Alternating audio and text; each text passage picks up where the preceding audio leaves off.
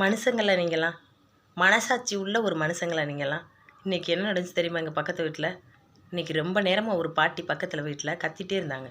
எதுக்காக சத்தம் போட்டுகிட்டே இருக்காங்க இந்த பாட்டின்னு நானும் வீட்டில் போய் எட்டி பார்த்து, என்ன பாட்டி அப்படின்னு கேட்டேன்.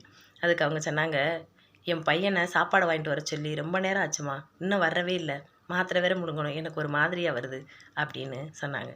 நானும் எங்கள் வீட்டிலேருந்து ஒரு தோசை எடுத்து கொடுத்து அவங்கள சாப்பிட வச்சு மாத்திரையெல்லாம் கொடுத்துட்டு, உங்கள் பையனோட ஃபோன் நம்பர் கொடுங்க, என்ன ஆனார்னு கேட்போம் அப்படின்னு ஃபோன் பண்ணால், அந்த ஆள் ஃபோன் எடுத்துகிட்டு மறுமுனையில் என்ன தெரியுமா சொன்னால், ஒரு வேளை சாப்பிடலன்னா அந்த கிளவி செத்து போகாது, எனக்கு வேலை இருக்குது, ஃபோனை வை, உங்கள் வேலை எதுவோ அதை பாருங்கள் அப்படின்னு சொல்லி ஃபோனை கட் பண்ணான்.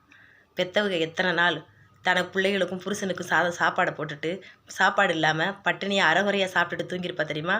அப்போ உனக்கு விவரம் தெரியாத வயசாக இருக்கும். இப்போ விவரம் தெரிஞ்சதுக்கப்புறம் உன் பிள்ளை குட்டிகளுக்காக ஓடி உழைக்கிற உனக்கு உன்னுடைய தாய்க்கு சாப்பாடு வாங்கி கொடுக்க உனக்கு தேரம் இல்லை.